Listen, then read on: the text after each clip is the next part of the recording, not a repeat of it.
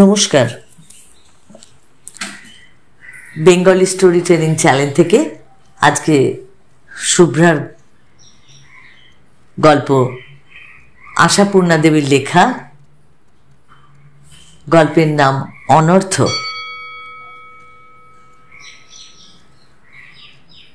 ভালো রাস্তা ছেড়ে গাড়িখানা এবড়ো খেবড়ো রাস্তায় পড়ল।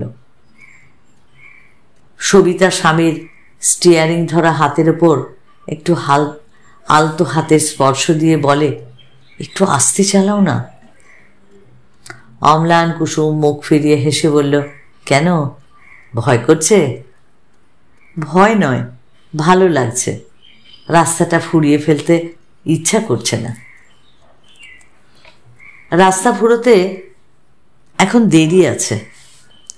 যা পাণ্ডব বর্জিত দেশে নীড় বেঁধেছেন এরা। সত্যি চাকরি করতে আসার আর জায়গা পেল না সমরেশ। সবিতা একটু থেমে বলে, কিন্তু জায়গাটার প্রাকৃতিক সৌন্দর্য অতুলনীয়। আরে দূর মশাই, প্রাকৃতিক সৌন্দর্য সভ্যতার থেকে এত দূরে, বহু দূরে। আশ্চর্য লাগছে। কিন্তু কি আশ্চর্য লাগছে? এই সবটাই আর কি। তোমার হতাশ প্রেমিক আর আমার হতাশ নায়িকার সঙ্গে এই যোগাযোগ ঠিক যেন একটা সাজানো গল্প। সবিতা গম্ভীরভাবে বলে, বিধাতা নামক ভদ্রলোকটা রীতিমতো একটা ঔপন্যাসিক অথবা নাট্যকার। তা বলে সকলের জীবনে এমন নাটক ঘটে না। গোড়া থেকে ভেবে যাও। আমি ছিলাম তোমার বান্ধবীর সঙ্গে প্রেমে পড়ে, ভাবছো ওকে পেলেই জীবন ধন্য।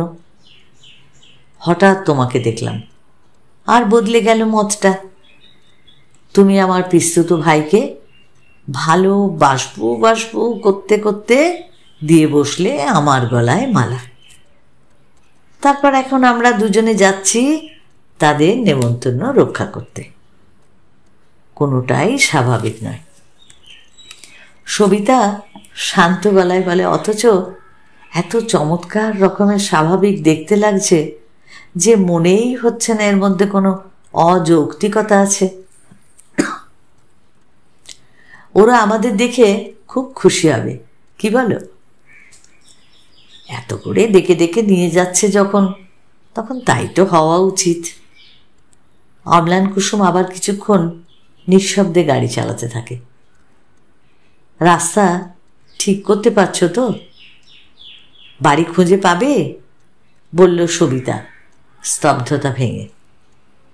চলন্ত গাড়িতে যে গল্প, সে ঠিক গল্প করা হয় না, যেন বিচ্ছিন্ন বিচ্ছিন্ন কয়েকটা কথা। অম্লান বলল, রাস্তার নির্ভুল মানচিত্র আছে সঙ্গে। তাহলে আর কতক্ষণ লাগবে? এই এসে পড়লাম আর কি। কাছাকাছি এসে হঠাৎ সবিতা একটা অদ্ভুত প্রস্তাব করে বসে। বলে কি, আচ্ছা মজা করে ওদের বেশ একটু ঠকালে কেমন হয়? ঠকালে? অম্লান অবাক হয়ে বলে, কি করে? এই ধরো আমাদের নিজেদের জীবন নিয়ে। অম্লান মুখ ফিরিয়ে বলে, সেটা আবার কীরকম? সবিতা আরক্ত মুখে হেসে উঠে বলে, থাক সে থাক, আমি এমনি বলছিলাম।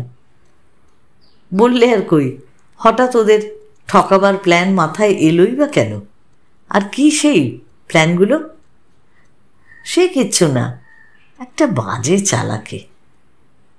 সবিতা বলল। অম্লান হেসে ফেলে বলল, কি মুশকিল, আরে কথাটা বলবে তো। বলছিলাম, ধরো ওদের যদি এভাবে ঠকানো যায়, আমরা যেন সেই পুরনো প্রেমের বেদনায় খুব কাবু হয়ে আছি। জীবনে কোনো রস নেই, দুজনে কিছু ভালোবাসা নেই। তুমি আছো উত্তরে, তো আমি দক্ষিণে। দুজনে দুজনকে যেন চিনিই না প্রায়। খুব ঠকানো হয় না? অম্লান হাতের টাকাটা ঈষৎ মোড় দিতে দিতে বলে, দি আইডিয়া। সত্যি তোমাদের মেয়েদের কল্পনা শক্তি কত প্রখর। আমাকে 7 দিন 7 রাত ধরে ভাবতে বললেও এমন অপূর্ব ফন্দিটা আবিষ্কার করতে পারতাম না। বেশ মজা তো। মজা নয়? তোমারও মজা লেগেছে? ছেলে মানুষের মতো হাততালি দিয়ে হেসে ওঠে সবিতা। তারপর হাসি থামিয়ে বলে, আমার তো হঠাৎ খেয়ালটা মাথায় এসে গিয়ে এত মজা লাগলো, শুধু ভাবছিলাম তুমি আমার এই ছেলে মানুষই শুনে কি না জানি বলবে। তাহলে রাজি? মন্দ কি? আচ্ছা, গাড়ি থেকে নেবেই প্রথম পার্টটা কি? মানে আর কি, দুজনের ভাবের অভাবটা প্রমাণ করতে কি ভাব দেখানো দরকার। বলো না গো, কি ভাব হবে? ধরো তুমি গম্ভীরভাবে বলবে, সবিতা এসে গেছি। আর আমি ততদিন গম্ভীরভাবে বলবো, সেটা না বললেও ক্ষতি ছিল না। তারপরও পিস্তত ভাইয়ের নির্দেশ মতো গুটি গুটি গিয়ে বাড়িতে ঢুকবো। কেমন, পছন্দ হয়? অম্লান কুসুম একটু হাসির মতো করে বলল, রোসো, ভূমিকা গ্রহণের আগে নাটকটা সম্বন্ধে একটু অবহিত হয়ে দিই। এখন বাকি পত্রকু ভেবে ভেবে ধাতস্থ করে নিতে হবে। আমার সঙ্গে তোমার বিয়ে হয়েছে বটে, কিন্তু তুমি সুখী হতে পারোনি পূর্ব প্রণয়ীকে ভুলতে। এই খবরদার! সবিতা ধমকে ওঠে। আমি একা পারিনি মানে? বলো, আমরা পারিনি। ও, তাও তো বটে। কাহিনীটা তো তোমার রচিত কিনা, প্রথমটা একটু ভুল হয়ে যাওয়াই স্বাভাবিক। সবিতা চোখ পাকিয়ে বলে, ভুল ঠুল চলবে না বলে দিচ্ছি। তাহলে মাইনে কাটা যাবে। বলি, সিনেমা থিয়েটারের হতাশ প্রেমিক, ব্যর্থ প্রেমিক ইত্যাদি করে দেখছো তো ঢের, একটা পাঠ মনে করো। আচ্ছা, কি গো, তুমি কি আমার খেলাটা ঠিক ধরতে পারোনি? আগে পারিনি, কিন্তু এখন পারছি। সবিতা সন্দিগ্ধভাবে বলে, কি পারলে বলো দেখি। অম্লান কুসুম মৃদু হেসে বলে, মুখে বলে কি হবে, খেলে যাই, দেখো ঠিক জায়গায় ঠিক তাস ফেলতে পারি কিনা। তা খেলাটা খুব ভালোই বুঝেছিল বইকে অম্লান কুসুম। যেখানে পিঠ ধরবার, তুরুপ দেবার নির্ভুল দিয়ে এসেছে কদিন ধরে। বরং সবিতারই মাঝে মাঝে খেলা ভেস্তে গেছে। ফিরে আসবার দিন আড়ালে অন্তরালে সবিতার বান্ধবী সবিতার বরকে বলে, এ আমি ভাবতেই পারিনি অম্লান।